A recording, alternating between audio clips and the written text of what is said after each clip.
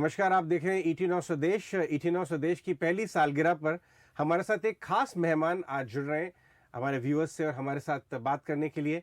हमारे साथ पद्मश्री श्री कैलाश खेर आज बातचीत करने के लिए जुड़े हैं। कैलाश जी, बहुत बहुत नमस्कार। जी, आपको भी बहुत बहुत प्रणाम। और ईटी नौ स्वदेश पे आपका बहुत बहुत स्वागत है जी। जब हम इस बारे में सोच रहे थे कि पहली सालगिरह है हमारे चैनल की, जो प्रगति और प्रॉस्पेरिटी की बात करता है ईटी नौ स्वदेश, तो हमें आपकी पर्सनालिटी जब हमने सोची और हमने एडिटर से बातचीत कर रहे थे तो एकदम ढली हुई नज़र आई, क्योंकि आप खुद भी एक ऐसी पर्सनालिटी हैं। आप बहुत बड़े देश प्रेमी हैं।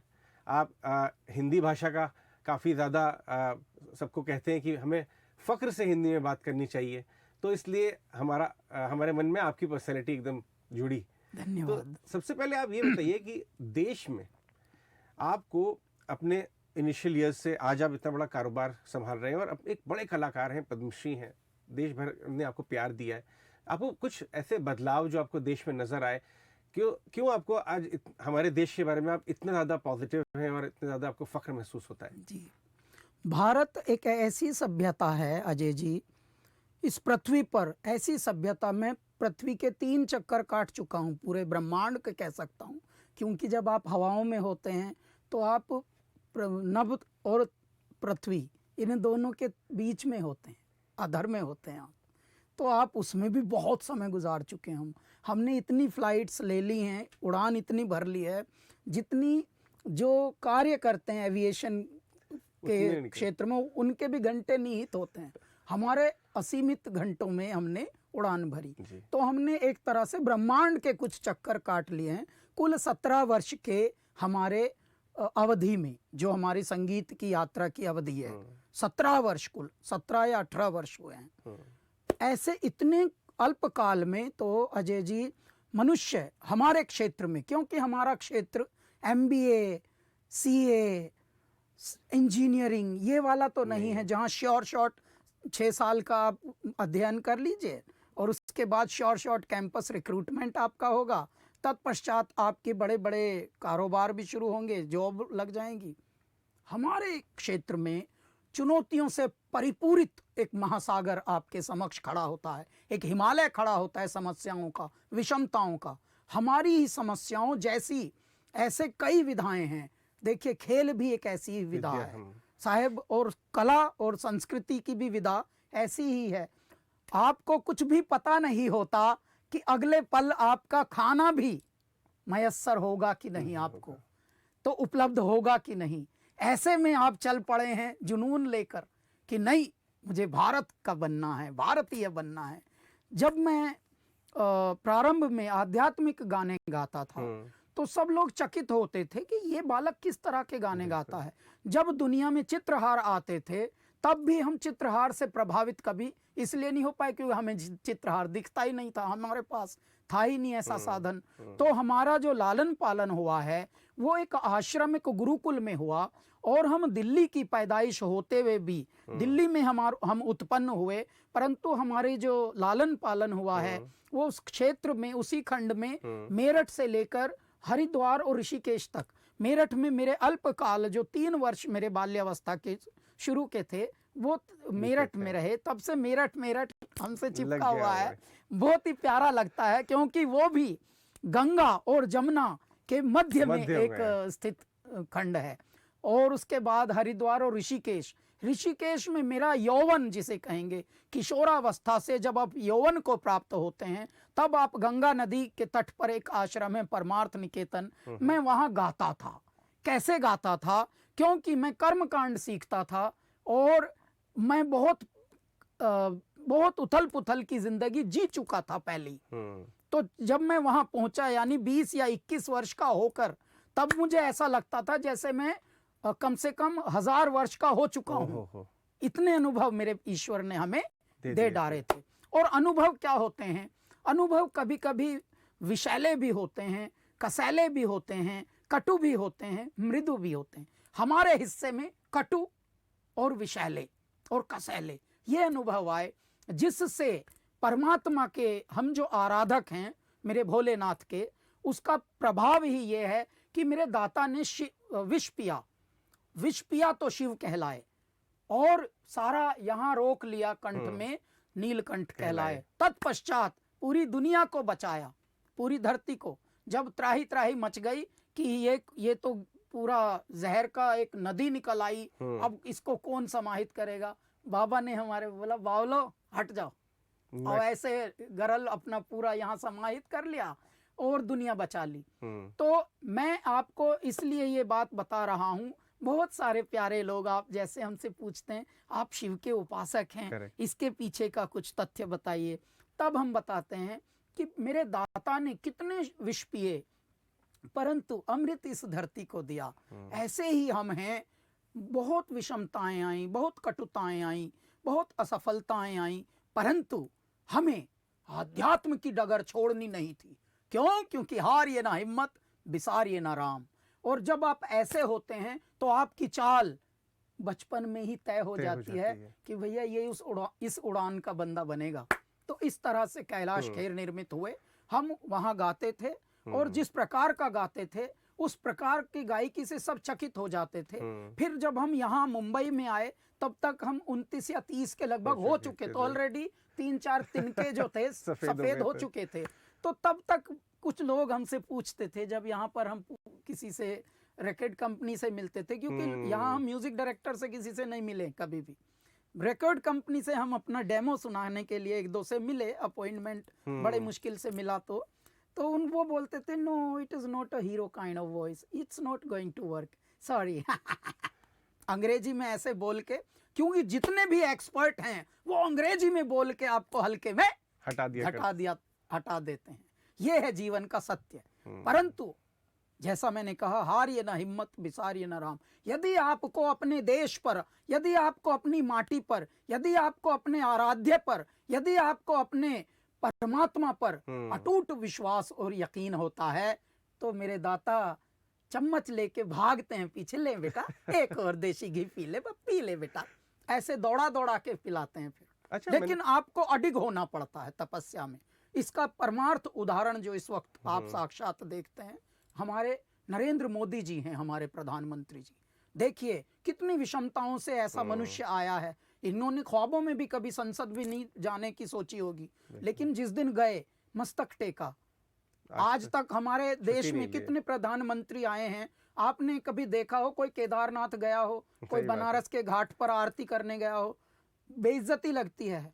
किसी भी आप प्रधानमंत्री को, पुरानों को उठा के देखिए, किसी ने तिलक लगाया हो या अपने भारत की गरिमा को इतने प्रतिष्ठा होकर इतने गर्व से पहना हो, भारतीयता को या जगाया हो, या भाषा को लेकर भी ऐसा कुछ पागलपन दिखाया हो कि भाषा ही मेरी जननी है, मेरी पहचान है, मेरा गर्व है, ये है हिंदी। आप तो मिलते रहते हैं उनसे काफी, मैंने साथ में प्रोग्राम्स देखे हैं आपके। आपने आदि योगी वाला जो संगीत गाया था उनकी प्रेजेंस में, तो बहुत ही शानदार था।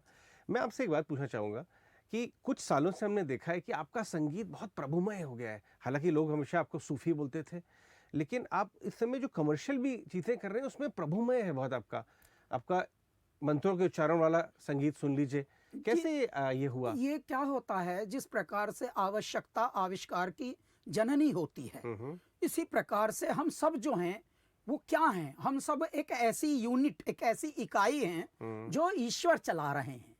सांसें भी मैं नहीं ले रहा हूं, गाता मैं नहीं हूं, मेरे दाता गाते हैं। तो अजय स्वयं कुछ है नहीं, अजय के भीतर जो है वो एक आध्यात्मिक ऊर्जा संचारित हो रही है, मेरे दाता उसको चलाते हैं। ठीक है, मैं कभी कभी अपने वक्तव्यों में हंसी हंसी में एक बहुत बड़ी बात कह देता हूं, ये हम अपने स्वजन्य होती हैं, हमारी बातें सुनी हुई नहीं होती। ये भी देखिए, हमने किताबें भी कम पढ़ी हैं और इस प्रकार के हम बहुत सारी चीज़ें भी हम पढ़ते नहीं, देखते नहीं। हम टीवी में ही कार्य करते हैं, टीवी कभी देखते नहीं। हम आपको ये बताएं, हम अपने मजाक में बताते भी हैं कि वक्तव्य में कि देखिए आज की दुनिया कंप्यूटर चला रहा है। हाँ जी, चला रहा है, लेकिन कंप्यूटर को कौन चला रहा है? कोई इंसान पीछे बैठा हुआ। भैया कंप्यूटर को मेरे दाता चला रहे हैं, मेरे राम चला रहे हैं। लेकिन आप अमेरिकन या अंग्रेजों से कभी राम बुलवाइए तो रैम बोलेंगे। तो कंप्यूटर में रैम होता है, याद रखिए। देखिए, सही बात है। अब आप उनसे दाता बुलवाइए तो डेटा बोलेंगे। तो डेटा क्या तो बात है। देखिए डेटा से ये दुनिया चल रही, सही सारा बात खेल डेटा का है कि नहीं। डेटा बेचा जा रहा है आजकल, चाइना दुनिया को बेच रही है अपनी संपत्ति और अपने डेटा प्रोडक्ट, अपने उत्पाद, और चाइना को दुनिया बेच रही है। क्या बेच रही है? डेटा। डेटा। यानी लो मेरे दाता। हमारे दाता को ले लो यहाँ बेटे, भी आपने प्रभु का तुम्हारा कंप्यूटर भी दाता और राम ही चला रहे हैं। तो इतनी आस्था जब होती है तो फिर ऐसा होता है कि मेरे दाता ही कराते हैं सारे कार्य। मैं कहता हूं संगीत सिर्फ माध्यम मनोरंजन का नहीं हो सकता, it can be enlightening also. तो ये इसके लिए हमें अवलोकित करता है, हमें आत्म मंथन के लिए प्रेरित करता है। और आज इसलिए परमात्मा की मैं बात बोलता हूं, जिस वक्त ऐसे गाने चल रहे थे कि कांटा लगा और कलियों का चमन चुभता है, और ऐसे गानों के बीच में अचानक मेरे परमात्मा ने क्या गाने लिखवाने शुरू किए, स्वयं एक ऐसी ऊर्जा बना दी, तुझे जीत जीत हारूं, ये प्राण प्राण वारूं, हाय ऐसे मैं निहारूं, तेरी आरती उतारूं, तू धरे जहां पांव तो मुस्काए ये धरती, हमारी बिनती सुन लो आन हमारे भगवान। आरती, भगवान, प्राण, मंदिर, पुजारन, ये हमारे रोमांटिक गानों में ये शब्द आए, उस वक्त आए जब कांटा लग रहा था लोगों को। बिल्कुल।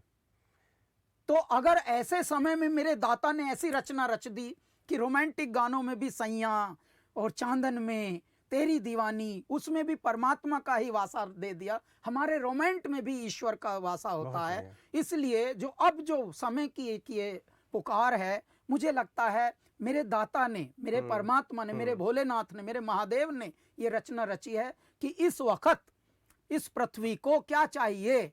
जैसे माता पिता को चाहिए होता ना, पता होता है कि बच्चे को क्या चाहिए, बच्चा तो है अपनी दिमागदारी दिखा रहा है, लेकिन बच्चे को चाहिए क्या, ये माता पिता जानते हैं। इस वक्त संस्कृति में भी हमारे परमात्मा परमपिता परमेश्वर को पता है कि अब क्या देना है आज की संतति को। इसीलिए आप देखिए बाहुबली में धराधरेन्द्र नंदिनी विलास बंधु बंधुरस फुरद्रुगंत संतति प्रमोदमान मानसे, कृपा कटाक्ष धोरणी निरुद्ध दुद्धरापदि क्वचिद दिगंबरे मनो विनोद मेदु वस्तुनि। कौन है वो कहाँ से वो आया, चारों दिशाओं में तेज सा वो छाया, उसकी भुजाएं बदलें कथाएं, भागीरथी तेरी तरफ शिव जी चले, देख जरा ये विचित्र माया, देख तो कौन है ये। मैं आपको बताता हूं, अब मनुष्य नहीं कुछ कर पा रहा, ये प्रूव किया है प्रकृति ने पिछले 2 वर्षों में कि मनुष्य तेरे बस की कुछ है नहीं भाई, तू बहुत दिमाग वाला बन रहा है, तू बहुत पैसे वाला बन रहा है, तू बहुत शक्तिशाली बन रहा है, लेकिन तेरे अंदर एक भुनगे जैसी भी पावर नहीं है। एक मच्छर से जो छोटा ईत होता है ना, उस जैसी भी शक्ति नहीं है। न जाने कितने असहाय हमने बेचारे कराहते हुए देखे हैं पिछले 2 वर्षों में कि जी पैसा भी है और पिता भी हैं और बीमार हैं, गाड़ी लिए घूम रहा हूं, एक बेड का अरेंजमेंट करा दीजिए। ये हमको कॉल आ रहे हैं, हम तो कुछ भी नहीं है, मेरे ईश्वर हमको। तो तब ये मेरे दाता ने बताया कि आपसे नहीं दुनिया चल रही है, प्रकृति का कुछ एक अलग विधान है, वहां से चल रही है। तो जब इतना ही सत्य है, जब इतना ही कृत्य है, तो क्यों ना मनुष्य चेत रे नर चेत रे तेरा चिड़िया चुग गई खेत। देखो फूहड़ और ऐसे निरर्थक मनोरंजन तो बहुत हो सकते हैं जी। वो तो नुक्कड़ पे मिल जाएंगे, परंतु यदि आप कला और संस्कृति के तपस्वी बनकर आए हैं, साधक बनकर आए हैं, तो ये आपका कर्तव्य है कि आप जो भी परोसें ऐसा परोसें कि वो संततियों को नरिश करे, उनको और ज्यादा स्वास्थ्य वर्धक हो, उनके जीवन को और पोषक बल मिले, उनको बल मिले। तो ऐसा हमारा ये कर्तव्य है। जो साधक हैं, जो लेखक हैं, जो वक्ता हैं उन सब का ये कर्तव्य है, भले वो कोई भी क्षेत्र में हो। बैंकर का कर्तव्य है कि वो बैंक अच्छे से कर ले, सिपाही का कर्तव्य है कि वो सिपाहीगिरी अच्छे से कर ले। अब अच्छे से कर ले की परिभाषा सबकी अलग अलग है। तेरी काया नगर में राम राम, तू जंगल जंगल क्या ढूंढे, तेरे रोम रोम में शिवो शिवो, तू पत्थर में।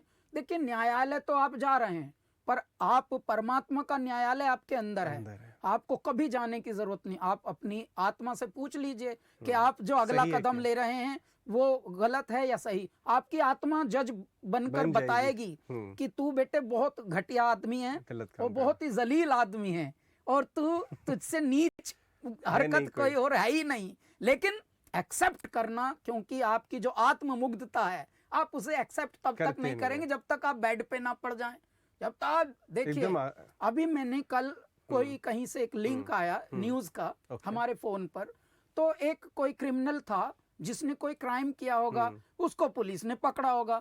तो जब वो क्राइम कर रहा है तब उसके चर्चे अलग प्रकार से बता रहे थे बेचारे चैनल वाले, लेकिन जैसे उसे पुलिस लाद के ला रही है तो पता लगा उसके पैर में गोलियां लगी है और ऐसे लाद के ला रही है बेचारे को। तो हमने ये देखा कि देखो, तब की चर्चा अलग थी, अब की चर्चा अलग है। भगवान ऐसा भी कराते हैं। कैलाश जी, आपको बहुत सारे युवा फॉलो करते हैं और प्रेरणा लेते हैं आपसे, आपकी कहानी से भी। आप देश के युवाओं को पुरुषार्थ के बारे में, और सेल्फ मेड हैं क्योंकि आप खुद भी, क्या कहना चाहेंगे, क्या मैसेज देना चाहेंगे? सर, मैं एक बात बताना चाहता हूं अजय जी, ईटी नाउ स्वदेश के ऐ मेरे दिग्दर्शकों, ऐ मेरे दर्शकों, ऐ मेरे श्रोताओं, मैं आप सबको ये करबद्ध प्रार्थना करता हूं कि उन्नतिशील देश नहीं होता धन के भरे खजानों से, उन्नतिशील देश नहीं होता टैंक तोप विमानों से, उन्नतिशील देश नहीं होता खंदक और खदानों से, उन्नतिशील देश होता है उन्नतिशील नौजवानों से।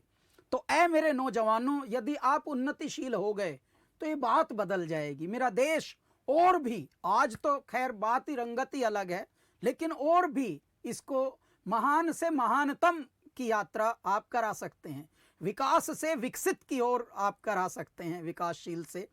और इस प्रकार से कैसे ये संभव होगा? सबसे पहले आप जितनी भी कृत्रिम विधाएं हैं उनसे आकर्षित तो होइए, परंतु प्रकृति को कभी छोड़िए मत। इस वक्त मनुष्य जो है वो पगला गया है और परिश्रम करना छोड़ दिया उसने। जब तक आप परिश्रम नहीं करेंगे साहेब, आप सबसे बड़ा उदाहरण मैं बताता हूँ चींटी का। आप बरसात में देखिए, चींटियां दिखती हैं? कभी नहीं दिखेंगी। क्यों? बरसात से पहले ही उनकी इंजीनियरिंग इतनी शार्प होती है, उन्होंने बरसात से पहले ही अपनी एक दो जगहें बना लेती हैं वो, और वहां रहती हैं। इतनी दूरदर्शिता यदि आप में हो अपने स्वास्थ्य को लेकर, देखिए दिमाग एक से एक भारत में अब तक आ चुके हैं और भी आएंगे, लेकिन अगर शरीर ठीक नहीं होंगे, यदि आप एंडे बैंडे हो जाएंगे उम्र से पहले ही, तो ऐ मेरे नौजवानों, अपने आप को संभालो, अपने स्वास्थ्य को संभालो। बस अगर आपने स्वास्थ्य संभाल लिया तो फिर तो आप लड़ भी सकते हो, वरना स्वास्थ्य नहीं होगा तो लड़ भी नहीं सकते। अच्छा, ये बताइए कैलाश जी, आप घंटों प्रयास रियाज भी करते हैं और काम कर रहे हैं, और आप बता रहे इतनी इंटरनेशनल फ्लाइट्स वगैरह, तो आपका एनर्जी का स्रोत क्या है? आपकी ऊर्जा का स्रोत क्या है? मेरी ऊर्जा का स्रोत आप हंसेंगे, हमसे लोग पूछते हैं कि भैया आप क्या खाते हैं और किस तरह से आप इतने एनर्जेटिक और इतने ऊर्जावान रहते हैं। अब मैं आपको बताता हूं, मैं गम खाता हूं, मैं दुख और बेफिक्री इन दोनों में रहता हूं। दुख मेरे परमात्मा है, उनसे मैं झप्पी पा पा के रखता हूं। अब ये दो चीजें कैसे पाली जा सकती हैं? ऊर्जा कैसे आती है? कुएं से मनुष्य पानी खींचते हैं। कभी आपने देखा हो कि कोई पानी डालता हुआ भी दिखा हमें? आज तक कभी दिखा हो? लेकिन फिर भी कुआं चार्ज करता है। मैं कहता हूं, यदि आप में सुपात्रता है तो आप लीजिए हमारी ऊर्जा। देखिए, मूर्ख लोगों से एनर्जी ड्रेन होती है, लेकिन जो सच्चे सुपात्र होते हैं उनसे एनर्जी और प्राप्त होती है। जितना आप हमसे खींचेंगे कि यार लो इनके पास से जितना लिया जाए, हम उतना ही चार्ज होते रहते हैं। मेरे आराध्य हैं मेरे महादेव। अब महादेव की क्या विशेषता है कि वो तो भभूति रगड़ते हैं, उनका तो श्रृंगार ही इतना है। और वो हाड़ जो है वो गले में पहन लेते हैं ऐसे। अब हम क्या करते हैं, देखिए, कहने के लिए हम स्टार हैं और फिल्मों में रहते हैं और पूरे वर्ल्ड ट्रैवलर हैं, सेलिब्रिटी हैं, ये सब है, परंतु हमारा आप श्रृंगार देखिए, हम क्या है, जैसे ही आपके आने से पहले हम थोड़ा अपने ध्यान में थे और कुछ लिख रहे थे में भी हम ऐसा पागलपन, कुछ भगवान आते हैं लिखावट बनकर। हाँ, वो तो है ही साहब, सभी पे है वो, हम पे कोई अलग नहीं है, पर हो सकता है हमको सद्बुद्धि के साथ वो आशीर्वाद है, क्योंकि हम दुरुपयोग नहीं करते, जबकि हम कर सकते हैं। अब ऐसी स्थिति पे हैं हम कि आराम से हम दुरुपयोग कर सकते हैं साहब, लेकिन न कर पाना ही सबसे बड़ी अनुकंपा मैं दाता की मानता हूँ। और जैसे ही आपके आने का समय हुआ, तो आपके आने से हमें 6 बजे का समय मिला था, तो देखिए हमें कैसे जगाते हैं मेरे दाता, कि हम कोई और वस्त्र पहने हुए थे, तभी हमको अचानक बाबा ने बोला 6 बजने को 5 मिनट में कि कुर्ता पहन लो, आ गए हैं। तो हमने वो अपनी जो लिख रहे थे वो रख दी, और दोनों जो लिखी हुई चीजें थी वो भेजी। अच्छा, अब क्या लिख रहे थे, देखिए कैसे हमारा जीवन है और कैसे ये ऊर्जा आती है कि जाते जाते आता ही है ऊर्जा, यानी तुझे जीत जीत हारूं, ये प्राण प्राण वारूं, ऐसे मैं निहारूं तेरी आरती उतारूं। ये कैसे आती है साहब? हम 1-2 एंथम लिख रहे हैं, मतलब पूरा कंपोज कर रहे हैं। जिस तरह से आदि योगी का आपने अभी विमर्श किया था, आदि योगी की ही तरह अब उज्जैन पर, महाकाल पर एक एंथम हम बना रहे हैं, जय जय केदारा की तरह। ठीक है, एक तो वो अभी हमने लिख के भेजा है वहां पर, ताकि उनकी उमंगें जागृत रहें। ठीक है साहब, मध्य प्रदेश सरकार को वो भेजा। तत्पश्चात एक आदि शंकराचार्य की भी मूर्ति बन रही है आदि योगी की तरह। ओहो, क्या बात साहब, वो भी प्रधानमंत्री जी ही उसको अनावृत करेंगे। वो शायद 1-2 महीने में होगी, परंतु महाकाल जो होगा, महाकाल का जीर्णोद्धार हुआ है उस प्रांगण का भी पूरे एरिया जी, जैसे विश्वनाथ कॉरिडोर बना है। तो इसी प्रकार से हमारे प्रधानमंत्री जी वहां भी आएंगे और उसको भी उद्घाटन करेंगे। उसकी तैयारी चल रही है, तो उसकी तैयारी का ही कार्य चल रहा था। अब देखिए ऊर्जा बह रही है, जबकि ज्यादातर आप देखिए अजय जी, जबकि कैसा होता है, जब आदमी काम में लगा होता है तो ऐसे मुंह बनाया होता है, बस ऐसे जैसे बहुत प्रेशर में है, कुछ जैसे इसी को हिमालय पूरा क्लीन करना है बेचारे को। अबे भाई हंस, परमात्मा खुश होंगे। अगर तू हंसेगा तो देखिए, बालक जब खुश होता है तो माता पिता कैसे खुश होते हैं। बिल्कुल। लेकिन ये बुद्धि पता नहीं कैसे अचानक बड़े बन के हो जाती है, नहीं, बड़े इसमें तो बुद्धि हो जाती है। हम अपने आप को बहुत ज्यादा लकी महसूस कर रहे हैं कि आप इतना ऊर्जावान काम कर रहे थे, हमें थोड़ा सा ऊर्जा हमारी तरफ भी आ जाएगी। हाँ, बिल्कुल नहीं, ये तो हस्तांतरण है सर। ये जैसे नदी है ना, तो नदी का बहाव अब इस तरफ से, अब इस तरफ से। हमारा जीवन जो है, हे तू नदिया मधुमाती, तू हवा बन इठलाती, हम धूप की चट्टाने, तू हंस हंस पिघलाती, है मेरा इश्क अनोखा है री,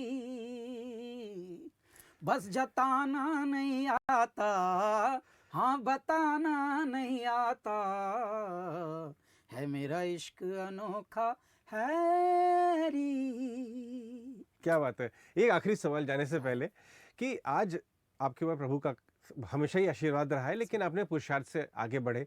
अब हमारे युवाओं को संघर्षों का क्या भूमिका होती है उन्नति में, इस पे कुछ कहें आप। मैं हमारे युवाओं से एक बात बताता हूँ। आप युवा को यदि थोड़ा सा विषम कर दें, उल्टा कर दें, तो देखिए क्या होता है। वायु, जब ये कोविड काल आया था तो किस चीज से मनुष्य क्रंदित हो रहे थे, किस चीज की बार बार एक आशा हो रही थी, क्या मिले कि जिससे जीवन बचे, वो थी वायु, प्राण वायु। ऐ मेरे युवाओं, आप एक प्राण वायु हैं, और संघर्ष जो होता है वो आपकी सत्यता सत्यापित करने के लिए आता है। यदि आपको कोई भी चीज बिना परिश्रम किए मिल जाए तो आप उसकी वैल्यू नहीं करेंगे। आईफोन में आपको अभी 12 दे दूं और अचानक फ्री में दे दिया था आपको, अचानक आपको ये न्यूज़ मिल जाए कि 13 भी आ गया है बाजार में, तो आपके मन में वो 12 की कोई इज्जत नहीं होगी।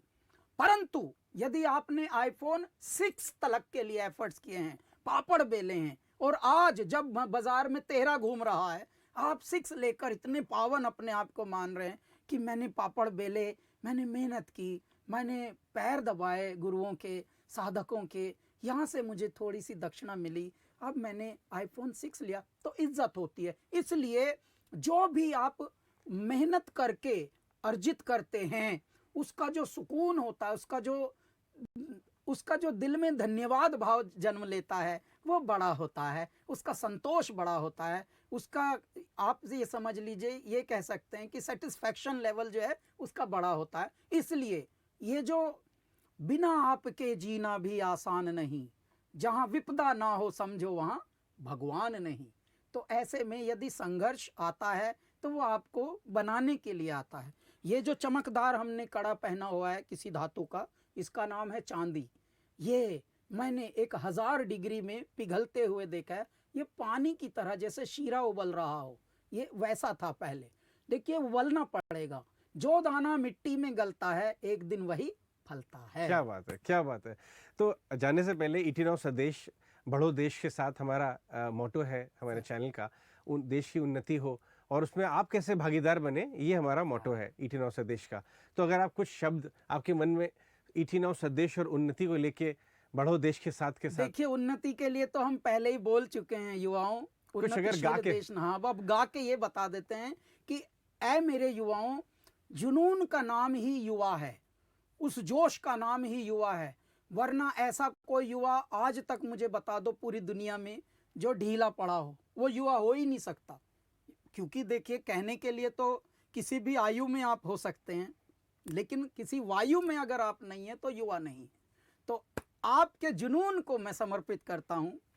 इश्क जुनू जब हद से बढ़ जाए, हंसते हंसते आशिक सूली चढ़ जाए, जब इश्क का जादू सर चढ़ कर बोले, खूब लगा लो पहरे रस्ते रब खोले, यही इश्क दी मर्जी है, यही रब दी मर्जी है, तेरे बिन जीना कैसा हो, हाँ खुद गर्जी है, तूने क्या कर डाला, मर गई मैं, मिट गई मैं, हो जी हाँ जी, हो गई मैं तेरी दीवानी दीवानी। ऑलराइट कैलाश, बहुत बहुत शुक्रिया आज हमसे बात करने के लिए और ईटी नाउ स्वदेश को समय देने के लिए बहुत बहुत शुक्रिया साहब। बहुत बहुत प्यारा लगा, और आपने वस्त्र जो पहने हैं एकदम भारतीय हैं, और देखो दिल से सूत खालिस पहना भारतीय हम आपने, लोग। सूत पहना, कपास, ये बहुत शरीर के लिए लाभकारी है भैया। देखिए, फैशन कीजिए, लेकिन ऐसा फैशन ना कीजिए जो स्वास्थ्य को हानि पहुंचाए। बस यही हमारा सबसे अनुग्रह होता है। बहुत बहुत शुक्रिया, बहुत अच्छा लगा आपसे हरिओम बात साहब, करके। नमस्कार। प्रणाम।